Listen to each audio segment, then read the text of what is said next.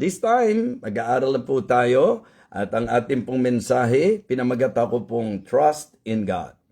Trust in God. Psalm chapter 37, please. Psalm chapter 37, Fret not thyself because of evildoers, neither be thou envious against the workers of iniquity. For they shall soon be cut down like grass, and wither as the green herb. Trust in the Lord, and do good. So shalt thou dwell in the land, and verily thou shalt be fed. Delight thyself also in the Lord, and he shall give thee the desires of thine heart. Commit thy way unto the Lord, trust also in him, and he shall bring it to pass. And he shall bring forth thy righteousness as the light, and thy judgment as the noonday. Rest in the Lord, and wait patiently for him. Fret not thyself because of him who prospereth in his way, because of the man who bringeth wicked devices to pass. Cease from anger and forsake wrath. Fret not thyself in any wise to do evil.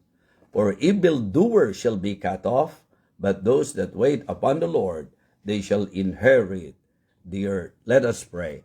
Our gracious, loving God, thank you so much for this beautiful day. Thank you for this very beautiful morning. And Lord, we pray that you will again prepare our hearts to receive your word. May you empower your humble servant, O God. Please fill me with your Holy Spirit, guide me, give me wisdom, and meet the spiritual needs of your people. Reach our hearts, O God, through thy word.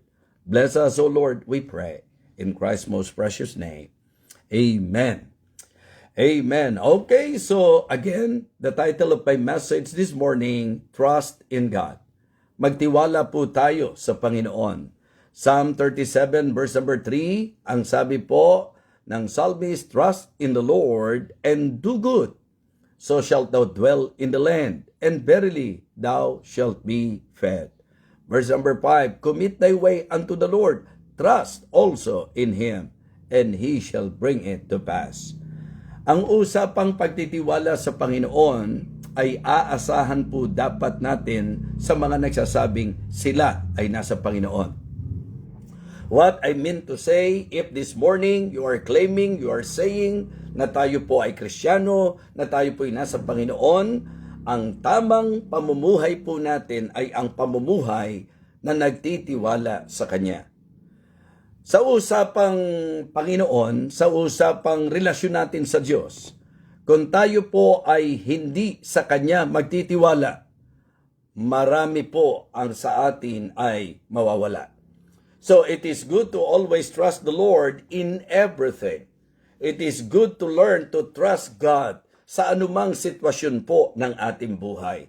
Mga kapatid, ang ating pong teksto ay napakaliwanag na kadalasan po nandoon ang ating pong pananaghili, nandoon po yung ating hindi magandang takbo ng isip, kasi bakit nakikita natin na minsan kung sino pa ang masama, para bang okay na okay lang. Bakit sa kabila ng mga masasamang pinagagawa, mukhang pinagpapala? Well, it is good to be enlightened this morning sa pamagitan po ng mensahe ng salita ng Panginoon. Malinaw po na sa ating pag-aaral sa mga talatang binasa po natin, ang pinakasusi ng lahat ay ang magtiwala lamang tayo sa Panginoon. Trust in the Lord and do good, so shalt thou dwell in the land, and verily thou shalt be fed. Delight thyself also in the Lord, and he shall give thee the desires of thine heart. Commit thy way unto the Lord. Trust also in him, and he shall bring it to pass. And he shall bring forth thy righteousness as the light, and and thy judgment as the noonday. Trust in God. Mga kapatid, mga minamahal, when life seems unfair, pagka yun ang pakiramdam po natin, okay? Magtiwala tayo na ang Diyos natin, mga kapatid, lagi po pagtiwalaan natin na siya po ay matuwid na Diyos, siya po ay pwedeng panghawakan, pwede nating sandigan, at siya rin po, mga kapatid, ay makatarungan. So it is good to always put in our mind being God's children, that we are safe. Hindi lang tayo safe, we are safe in the hands of God. It is good to somehow learn to trust the Lord in everything, in every situation in life. Yun po ang magandang maging takbo ng ating buhay.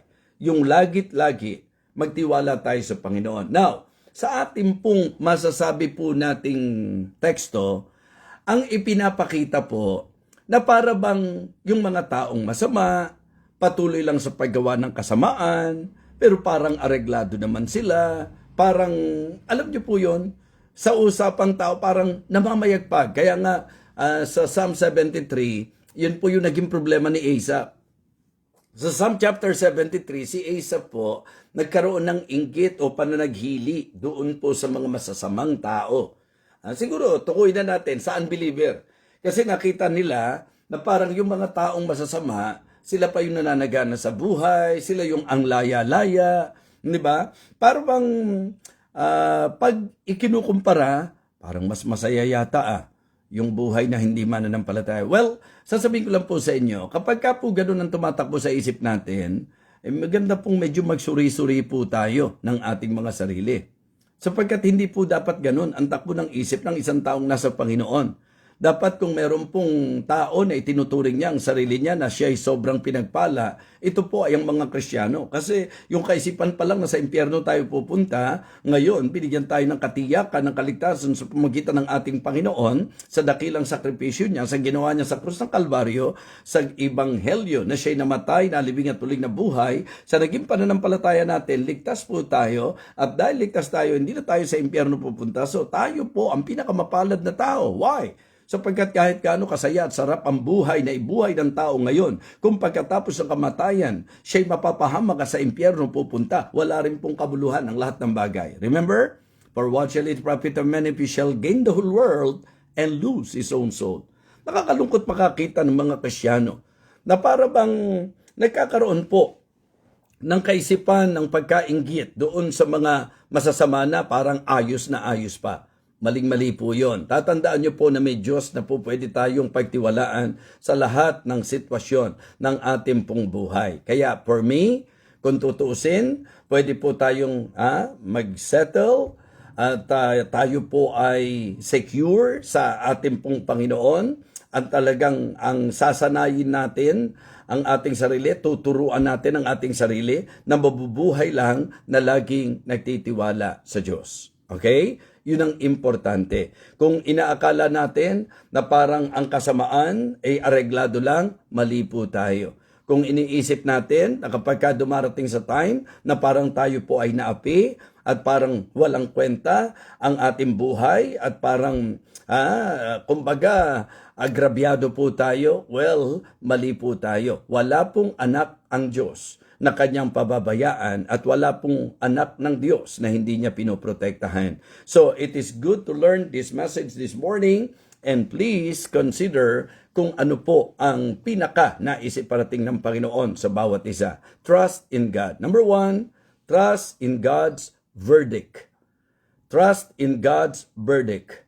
Ang sabi po ng verse number 6, He shall bring forth thy righteousness as the light and thy judgment as the noonday.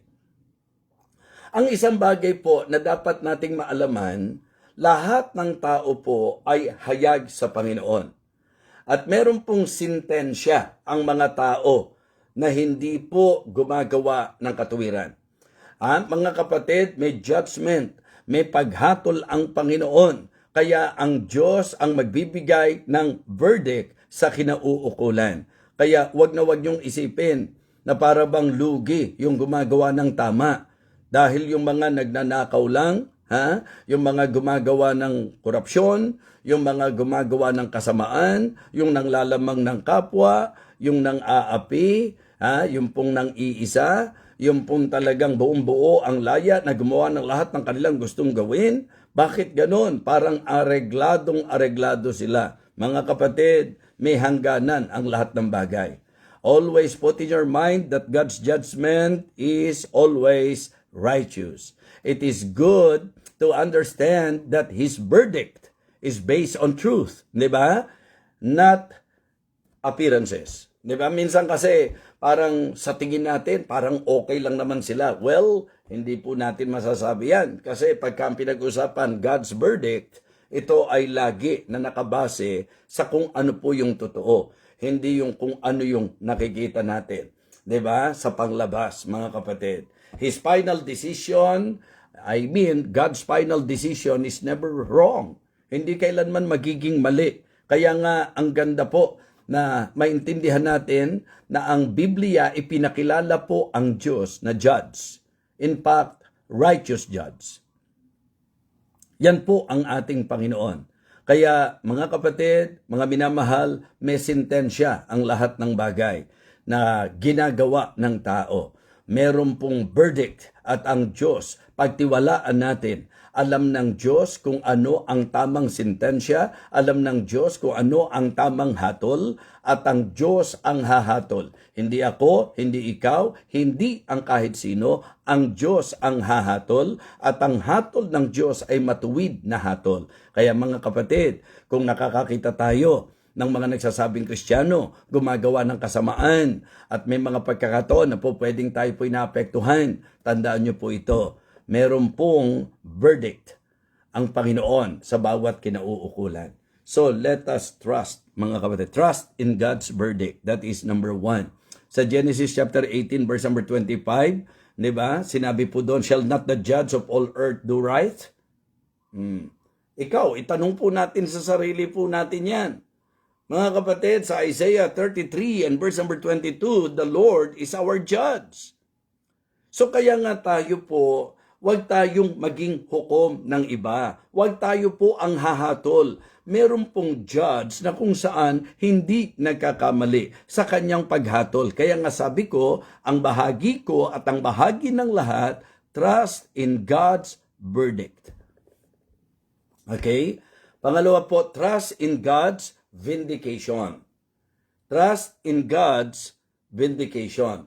Kasi ang sabi po ng verse number 6, again, He shall bring forth thy righteousness as the light. Diba? May mga pagkakataon po na pagkakamalian tayo ng tao, na pag-iisipan tayo ng tao, pinagbibintangan tayo ng tao, inaakusahan tayo ng tao, inaapi tayo ng tao, ginagawan tayo ng masama ng tao. Mga kapatid, at may mga pagkakataon na talagang being human, naapektuhan po tayo. And I believe that is very understandable, but not necessarily right, na tayo po ay magpadala sa kung anuman ang epekto ng ginagawa po ng tao sa atin.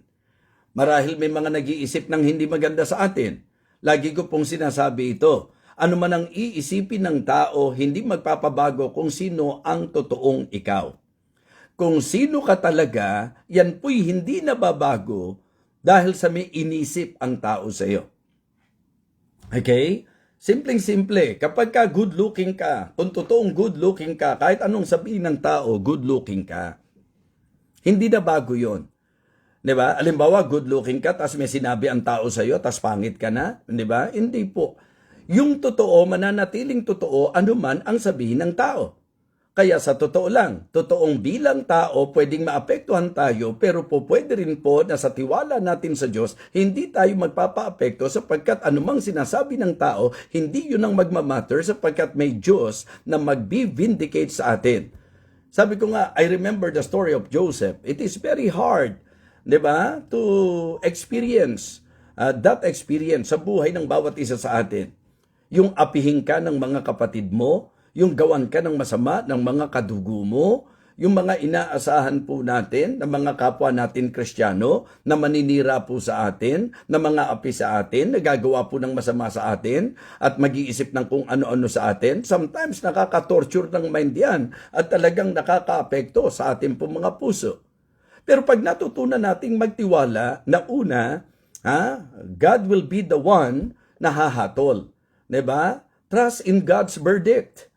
Diba? Ang judgment ng Diyos, yun ang mahalaga. Second, trust in God's vindication. Ibig sabihin, doon tayo manghawakan, magtiwala. Because God will surely vindicate His children. Kaya mga kapatid, iniisip ko yung haba ng storya na itong si Joseph, yung sinaper niya sa mga kapatid niya. Si Joseph, yung sinaper niya sa household of Potiphar. Tapos, nung pong nakakulong po siya, pag inisip nyo, nakakainip po yun eh. At alam niyo po mga kapatid, ang pagkainip ay manifestation ng kawalan ng tiwala o hina ng tiwala. Kaya kapag ikaw sa anumang bagay sa buhay mo, naiinip ka na, it means to say na apektado na ang tiwala mo sapagkat kapag sinabi nating ang tiwala natin ay sa Diyos, mga kapatid, mga mananampalataya, gusto kong sabihin sa inyo na ang magiging lakip nito ay ang panatag na kalooban at ang paghihintay. Sapagkat ang nagtitiwala sa Diyos ay nangahawakan na ang lahat ng bagay ay maganda at mabuti sa kanyang panahon. Mga kapatid, always put in your mind, God knows the truth. And God has the absolute truth. Amen?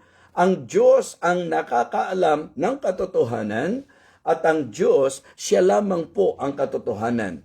Okay, kahit na po ma-misunderstood tayo, na-misunderstood tayo ng iba, kahit na kung ano-ano ang inisip nilang masama sa atin. Mga kapatid, trust in God's vindication. He is able to clear the name of those who walk uprightly. Okay? Wait patiently, sapagkat yung timing ng Diyos, yun po ang mahalaga. Kaya sabi ko po, kahanga-hangang buhay ni Joseph, sapagkat lahat ng bagay, pinag-isipan siyang mayabang, kung ano-ano po ang mga talagang naging hakbang ng mga kapatid niya sa kanya, pinagbintangan po siya ng attempted rape, mga kapatid, na ipakulong po siya, na talagang kapag ikaw hindi nabuhay sa pananampalataya, sasabihin mo na nahandyan ba talaga ang Diyos? Ba't pinabayaan ng Diyos na mangyari sa akin ang lahat ng ito? In spite of the fact that I am faithfully serving Him, how come that the Lord allowed me to experience this kind of experience? Sometimes ganun ang takbo ng isip natin bilang tao. But I am telling you this morning, ang pagtiwalaan natin yung vindication ng Panginoon. Kaya nga tingnan yung sabi ng verse number 7, di ba? Rest in the Lord and wait patiently for Him. Di ba? So, yun po yung punto eh. May mga pagkakataon po kasi na talagang bilang tao, dahil naapektuhan tayo ng sinasabi ng tao, ng ginagawa ng tao, natetempt tayo na ipagtanggol ang ating sarili. Natetempt po tayo na talagang i-clear natin ang ating pong pangalan. Pero ako po naniniwala na kung meron pong the best na makagagawa niyan, yan po ay ang Diyos.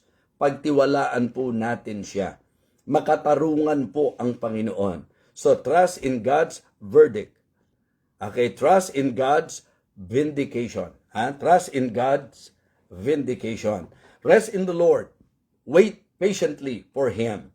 Diba? Sabi nga po ng 1 Peter chapter 5 and verse number 6, humble yourselves therefore under the mighty hand of God, that He may exalt you in due time. Yung konsepto po ng mga talatang yan, vindication po yun eh. Sige, pasakop ka lang sa Panginoon, sumunod ka lang. Tatandaan mo, ano man ang iniisip ng tao, hindi dapat payagan na yan ang makaapekto ng husto sa iyo. Sapagkat alam naman natin ang target ng dyablo. Ang gusto po ng dyablo, mahadlangan po tayo. Ang gusto po ng dyablo, masila niya tayo. Ang gusto po ng dyablo, masira niya po tayo. Kaya ang kailangang matutunan natin, magtiwala doon sa higit na makapangyarihan kaysa sa dyablo. Magtiwala sa Diyos na alam niya ang kanyang ginagawa, kilala niya ang mga tao sa paligid natin, alam niya ang ating mga karanasan, at sa panahon ng Panginoon, lahat ng yan ay maiibsan at mapaparam. At kahit na nga po dumating pa doon sa punto ng ating buhay na meron pong mga nag-isip ng masama sa atin, panghawakan niyo po na may Diyos na po pwedeng panghawakan. Magtiwala po tayo sa Kanya. Trust in God's verdict. Trust in God's vindication. And trust in God's vengeance. Trust in God's vengeance. Mga kapatid, mga minamahal, di ba, minsan po ang mga akto ng tao sa paligid po natin to the point na nasasaktan tayo or intentionally sinasaktan tayo, po posible po nasisiraan tayo, po pwede po nagagawa ng masasamang bagay po sa atin. So mga kapatid, ang pagtitiwala natin sa Diyos ang susi upang hindi tayo po ang gumanti, sapagkat ang manifestation ng tiwala natin sa Diyos ay ang pangahawakan na ang Diyos ang magtatanggol sa atin. Ang Diyos Diyos ang gaganti para sa atin. Alam ng Diyos ang kanyang gagawin. Balik na naman tayo. Ang susi lang po ng lahat, tiwala sa Panginoon. Romans chapter 12 and verse number 19, Dearly beloved, avenge not yourselves. Amen? Huwag nating ipaghaganti ang ating sarili. Ang isa sa pinakamagandang statement doon na sinabi po ni Paul, yung sinabi ng Panginoon, vengeance is mine, I will repay, saith the Lord. Mga kapatid, leave justice in God's hands. Diba? So, ang katarungan nasa kamay po ng Panginoon yan. Okay? So, refuse bitterness and retaliation. Yun ang problema po, yung natural tendency na kapag tayo po ay nagagawa ng hindi maganda, ang natural tendency, gumanti po tayo. Nasaan na po ang tiwala natin sa Diyos na siyang nangangalaga at nag-iingat sa atin? Mga kapatid, hindi papayagan ng Diyos na ang kaapihan natin, ganun lang. Tapos ang mga mang-aapi sa atin, ganun lang. Mga kapatid, mga minamahal, bigyan pansin po natin ito pong sinasabi ng salita ng Diyos. Kasi ang thinking po natin, pagka hindi tayo gumanti, para namang pinalagpas natin siya, para namang pinag-ubra natin yung ginawa niya, para bang baliwala sa atin. Mga kapatid, hindi po ganun. May tiwala lang tayo na Diyos ang siyang gaganti sa lahat ng gumawa ng hindi maganda sa atin. Kumbaga, ayaw ng Diyos na madungisan ang atin. Ayaw ng Diyos na lumagpas tayo. Ayaw ng Panginoon, mga kapatid, na lalagpas tayo sa kung ano lang ang nararapat. Kaya ibang-iba kapag ka ang Diyos po ang nagbigay ng sentensya. Ibang-iba kapag ka ang Diyos ang nag-vindicate sa atin. At ibang-iba rin po kapag ka Diyos ang gaganti para sa atin. So ayoko pong ihiwalay yung attribute ng Diyos na siya po ay just. Kaya ang justice sa Diyos natin makukuha. Him being just, mga kapatid, makakasiguro po tayo na talagang yung hostisya, mapangyayari po yan, mga kapatid. Wala po siyang pagdudusahin at paparusahan ng hindi nararapat. Hindi kanya paparusahan dahil sa sinasabi ng tao sa iyo. Hindi kanya sisintensyahan dahil sa bintang ng tao sa iyo. Hindi po. Yun ang kagandahan. Kaya nga sabi ko po, ang susi ng lahat, magtiwala po tayo sa Panginoon. Magtiwala po tayo sa kanyang hatol, magtiwala po tayo sa kanya pong vindication, magtiwala po tayo sa kanya pong paghihiganti. I will repay, saith the Lord. Kaya gawin lang po natin ang dapat nating gawin. Refuse bitterness and retaliation, mga kapatid. God's justice is perfect. Yan ang tatandaan nyo po, and it is certain. Yung pong pagiging makatarungan ng Panginoon. Isipin nyo po kung paanong mula doon sa kalagayan na talagang ginagawan tayo ng masama. Hindi ba? Isipin nyo po kung wala tayong Diyos na pagkakatiwalaan, ano na ang po pwede mangyari sa atin? Praise God! May Diyos na po pwede tayong pagtiwalaan. Kaya nga, yun ang mensahe natin trust in God. Diba? Trust in God. Yun po yung sabi ng text natin, mga kapatid. Trust in the Lord and do good. Diba? And so shalt thou dwell in the land, and verily thou shalt be fed. Wag mong gamiting dahilan yan para maapektuhan po tayo ng gusto. Don't entertain that feelings. Why? Because that is an opportunity for you to really prove to God that you are trusting Him. Na nagtitiwala po talaga tayo sa Kanya. Trust in the Lord and do good, so shalt thou dwell in the land, and verily thou shalt be fed. Commit thy way unto the Lord, trust also in Him, and He shall bring it to pass. Ang lahat ng bagay, mga kapatid, paniwalaan niyo po ito. Ang Diyos ang siyang po pwedeng pangahawakan natin. Again, in every circumstance, mga kapatid, in every situation, sa anumang mga kinakaharap natin, isipin niyo po, ang Kristiyano talaga, ang buhay niya nakasalig sa Diyos Di ba? Yun po, may mga taong gumawa ng masama, hindi ikaw ang hatol. Ang hahatol, hindi ikaw ang hukom. Hayaan natin ang sentensya ng Diyos sa kanila. May mga taong pinalalabas, masama tayo. pinalalabas, mali tayo. And in fact, let us face the fact na ang pinakamasakit sa lahat, yung alam na alam mo naman sa sarili mo na wala kang inaapi, wala kang tinatapakan, wala kang ginagawang masama, talagang ikaw, ang takbo lang ng isip mo is to serve the Lord, to do what you believe is right in the sight of God, and then, meron pong mga taong posibleng mainggit sa iyo, posibleng maninira sa iyo, posibleng gagawa po ng masama sa iyo, pero mga kapatid, ang malaking tulong, yung pong katotohanan na may Diyos tayo na po pwedeng pagtiwalaan at ang Diyos na pinagtitiwalaan natin, mga kapatid, siya po ang hahatol. Ang Diyos na pinagkakatiwalaan po natin at pagtitiwalaan natin ang magkiklear ng ating pong pangalan at sa kalunduan ng lahat, ipakikita niya sa iyo na talagang sulit ang lahat ng iyong dinaanan, sulit ang lahat ng iyong naranasan sapagkat doon po sa maluwalhating resulta ng lahat ng ito, God will be the one to vindicate us. Kumbaga, hindi ko na kailangan ipagtanggol ang sarili ko. Meron na pong talagang nangako na siya ang magtatanggol sa akin. Siya ang maghihigante para sa akin. Siya po ang magbibigay hustisya sa lahat-lahat, mga kapatid. Kaya nga, di ba, pag inaral niyo po, hindi ba mahirap i-apply yung mga sinasabi ng salita ng Diyos? Sabi ko nga particularly, Romans chapter 12, if we will be honest sa sarili po natin, sa palagay niyo po, it's easy to apply Romans chapter 12. It's very hard. Diba? Because we cannot trust ourselves, mga kapatid. Mahirap i-apply ang Romans chapter 12. Aralin niyo po yan. Mga kapatid, at sa ating pagbubulay, sa ating pag-aaral, i-challenge natin ang sarili natin sapagkat yung natural na pagkatao natin sasalungat dyan sa sinasabi ng Romans chapter 12. Sasalungat po. Ang isang sikat na sikat dyan, yung nagutom siya, nagutom ang kaaway mo, pakainin mo. Mga kapatid, hindi po kakayanin ng natural nating pagkatao yan. Di ba? Hindi po. Hindi po kakayanin ng ating natural na pagkatao, mga kapatid, na tayo po, kapag ka meron pong gumawa ng masama sa atin, mabuti pa igaganti natin. That is very hard to do if you are in the flesh. That is the reason why we need to consider the Spirit of God. We need to put ourselves subject to the control and to the leading of the Spirit of God. So, imposible. Kaya nga, di ba, ang Biblia po, hindi lang pang memory verse.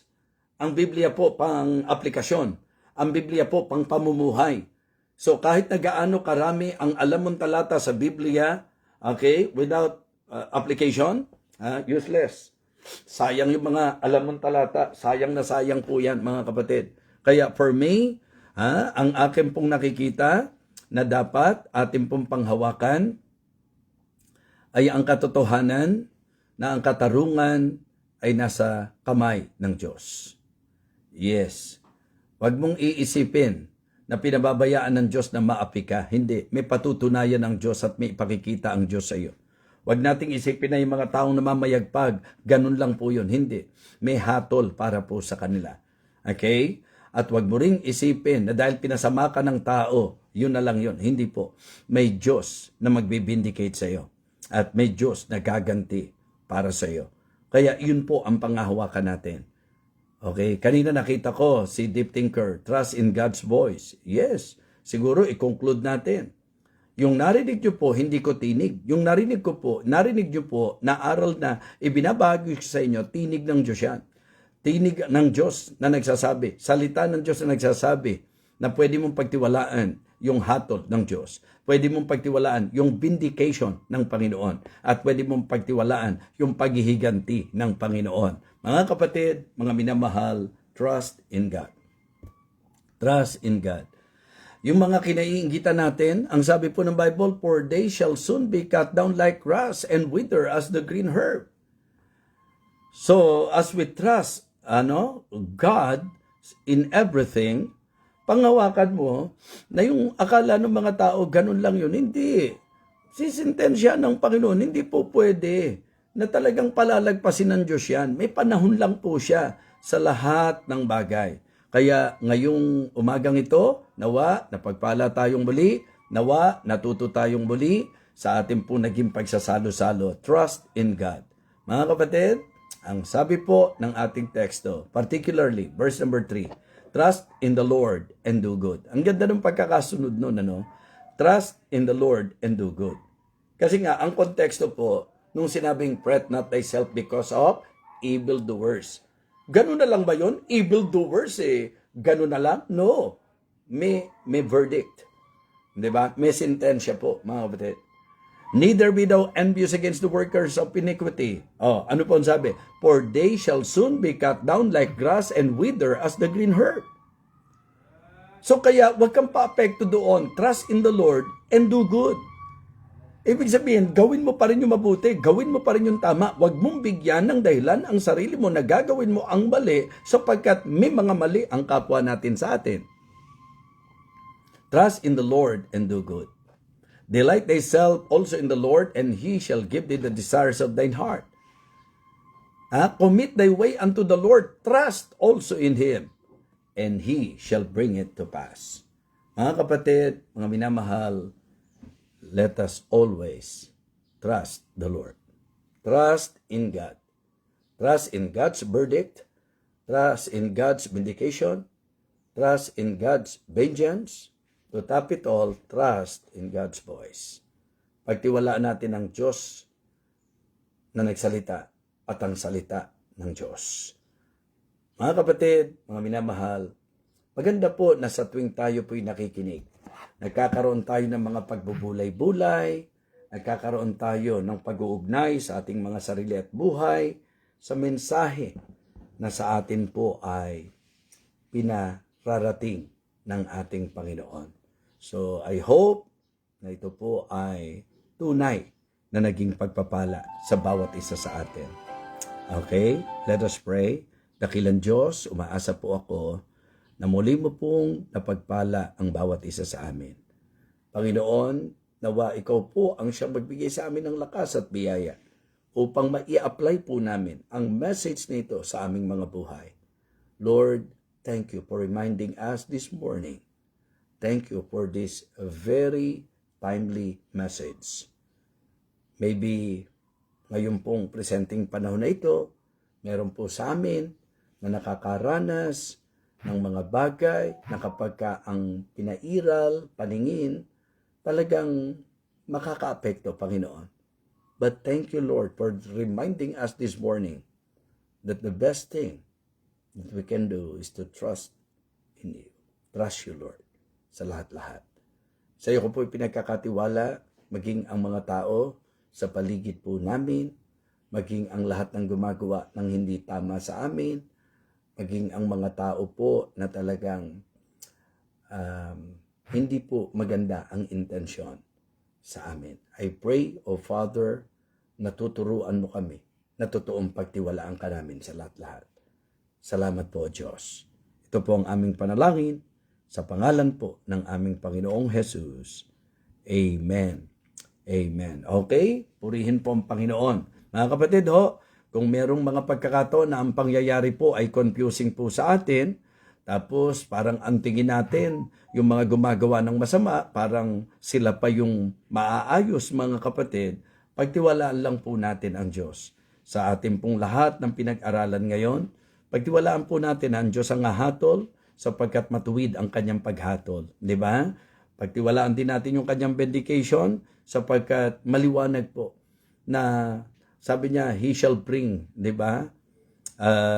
Your righteousness as light, mga kapatid. To light.